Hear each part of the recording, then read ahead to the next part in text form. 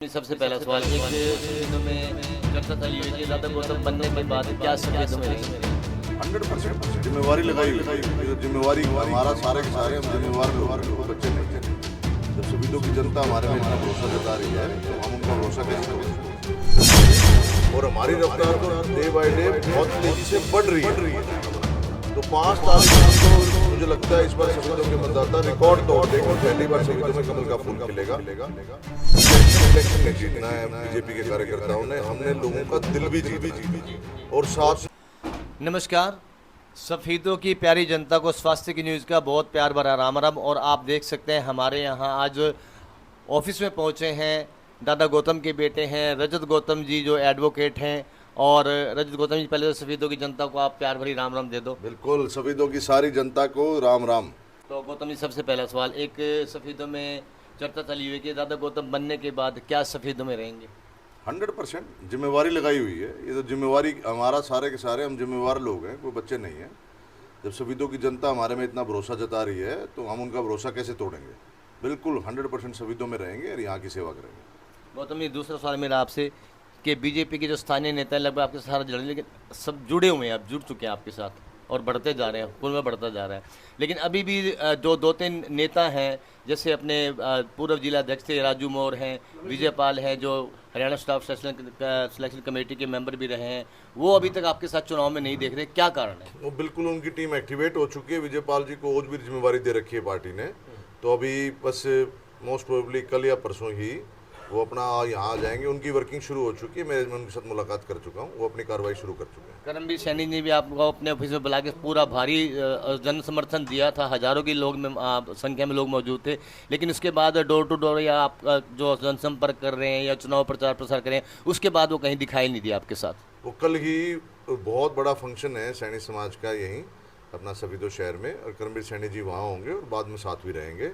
Party ने उनको और भी जिम्मेवारी दी हुई है, वो वरिष्ठ नेता हैं, इसलिए हरियाणा में उनके और भी प्रोग्राम बने हुए हैं, इस वजह से नहीं आ पाते वो। थोड़ा सा ये जो 3 सवाल मैंने किया आपसे, सफेदों की जनता जब ऑफ रिकॉर्ड बैठते हैं तो बातें हमसे पूछती है, तो वही मेरे सवाल थे। बिल्कुल, बहुत अच्छी बात है आपकी। आप जो सवाल तो वही होने चाहिए जनता के हो। बिल्कुल, वही मैं आपसे पूछता हूँ। तो अभी जैसे ये रियलिटी है, हम भी पूरा दिन फील्ड में रहते हैं। चुनाव जो बीजेपी का था वो स्लो था जब स्टार्ट हुआ था, आज से 10-12 दिन 15 दिन कुछ भी कह लीजिए। लेकिन अब जो है चुनाव ने एकदम से रफ्तार पकड़ी है, तो इस रफ्तार को क्या 5 तारीख तक आप कायम रख पाएंगे? ऐसा है, स्लो नहीं था प्रचार। तो इलेक्शन शुरू हुआ था, कैंडिडेट आए, उसके बाद नॉमिनेशन हुए, विड्रॉल हुए। तो जब सारी चीज़ हो चुकी है उसके बाद ही इलेक्शन गति पकड़ता है, और उसने अब इलेक्शन ने गति पकड़ी है। और हमारी रफ्तार तो डे बाय डे बहुत तेज़ी से बढ़ रही है अपना। तो 5 तारीख को तो मुझे लगता है इस बार सफेदों के मतदाता रिकॉर्ड तोड़ देंगे और पहली बार सफेदों में कमल का फूल खिलेगा। दादा गौतम ने कहा कि यह आखिरी चुनाव है उनका, और एज भी लगभग 80 साल की उनकी हो चुकी है, बुजुर्ग हो चुके हैं वो। दादा गौतम का तो आखिरी चुनाव हो गया, ये आपके जो पिताश्री हैं। उसके बाद दादा गौतम की राजनीति की विरासत को कौन संभालने वाला है? देखिए, जो सफेदों की जनता जिसको चाहेगी वो विरासत संभालेगा। मेरा राजनीति में आने का कोई मूड नहीं है। मेरे पिताजी इलेक्शन लड़ रहे हैं, इसलिए मैं उनके लिए कर रहा हूँ। और आगे जिम्मेवारी जो सफेदों की जनता लगाएगी, मेरे पिताजी की लगाएंगे, वो मैं ज़रूर करूँगा। मैं तो पेशे से वकील हूँ, मेरा पेशा वकालत है अपना। तो कोई बात नहीं है, ये कोई हमारा धंधा नहीं है अपना। ये तो एक जनदेश सेवा कर रहे हैं पिछले 50 साल से, और मेरी तो कोई दिलचस्पी नहीं है। जो आगे जो भगवान करेगा उसको मंजूर वही होगा जी। मैं तो दादा गौतम के स्वभाव के बारे में लेकर आपसे एक सवाल करते हैं कि आपके पिताश्री हैं वो, जैसे कई बार वो एक्साइट हो जाते हैं, बोल भी देते हैं। मेरे को भी बोला था एक बार कि भाई गुस्सा आ जाता है मुझे, बुजुर्ग हो चुका हूँ। क्या घर में भी आपको ऐसी डांट पड़ जाती है उनकी? बिल्कुल, घर में क्या, अगर सभा में भी मैं कोई गलती कर दूं उसी वक्त मेरे के कान पकड़ लेते हैं। उनका स्वभाव ही भगवान ने ऐसा दिया हुआ है, वो शुरू से ही धाकड़ है अपना। गुस्सा थोड़ा सा उनको आता है। एक बड़ा कन्फ्यूजन है लोगों को, भाई सवाल मैं आपसे पूछ रहा हूँ।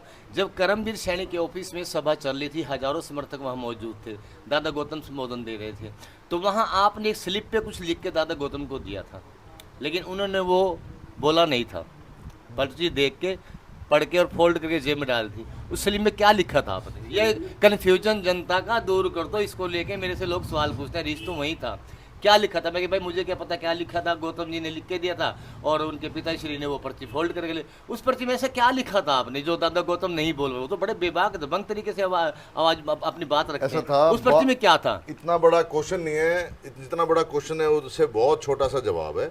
मैंने उसमें 3 शब्द लिखे थे, छोटा कर दो, छोटा भाषण कर दो, क्योंकि आगे प्रोग्रामों के फ़ोन आ रहे थे बहुत बुरी तरह से। उस दिन बड़े मेन प्रोग्राम सिंघाड़ा, मुआना, पाजू थे, तो वहाँ पे सिंघाड़ा में उस वक्त कम से कम 200 ट्रैक्टर खड़े थे, बहुत देर से वेट कर रहे थे। मुआना में भी बहुत दुनिया खड़ी थी, बड़ा ज़बरदस्त उस दिन प्रोग्राम हुआ। तो मैं उनको कह रहा था बहुत लंबा चल गया, बस 3 शब्द लिखे थे, छोटा कर दो। उस छोटी स्लिप की वजह से सस्पेंस पैदा हो गया था ना, आज क्लीन होगी स्थिति वो। तो मेरा सवाल इसलिए लाजमी था ये। तो गौतम जी मैं आपको ज़्यादा टाइम नहीं लूँगा, आप हमारे दफ्तर में आए, सुविधा के वार्ड 9 में आए, स्वास्थ्य न्यूज़ के ऑफिस में पधारे आप, बहुत बहुत धन्यवाद आपको। और आपको चुनाव के लिए भी हमारी ओर से शुभकामनाएं हैं, सभी प्रत्याशियों के लिए, आपके लिए भी।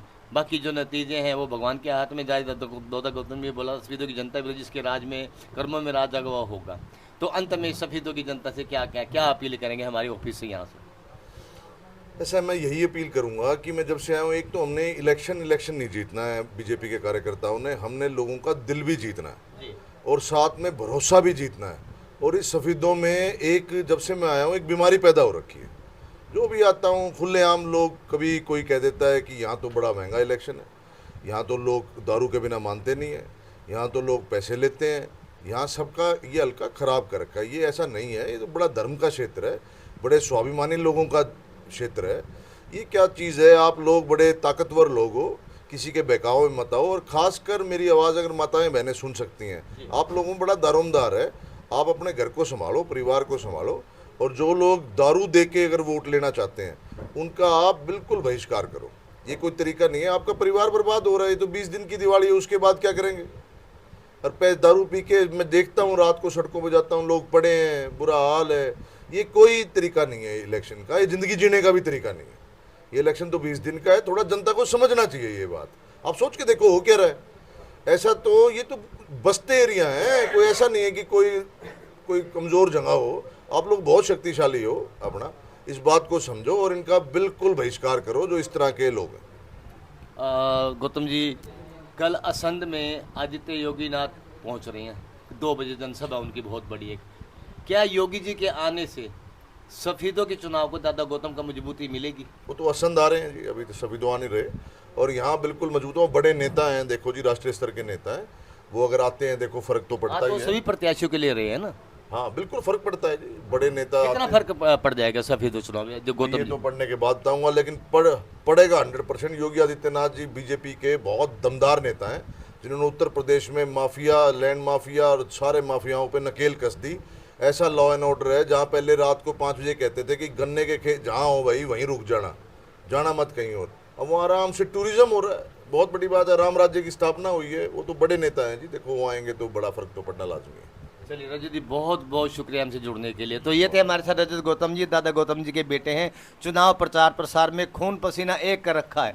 अब 8 तारीख को नतीजे जब आएंगे तब देखें इनकी मेहनत का क्या फल मिलता है। तो आप जुड़े रहिए, बने रहिए स्वास्थ्य न्यूज़ के। और देख सकते हैं आप, सुरेश दीवान जी हैं, उन्होंने एक भगवान का पटका पहनाकर रजत गौतम जी का यहाँ स्वागत किया है। स्वास्थ्य न्यूज़ के माध्यम से जो तस्वीरें आप देख रहे हैं, सफीदों के वार्ड नंबर 9 से ये तस्वीरें। बहुत बहुत शुक्रिया गौतम जी, एक बार फिर आपका धन्यवाद स्वास्थ्य न्यूज़ का, धन्यवाद।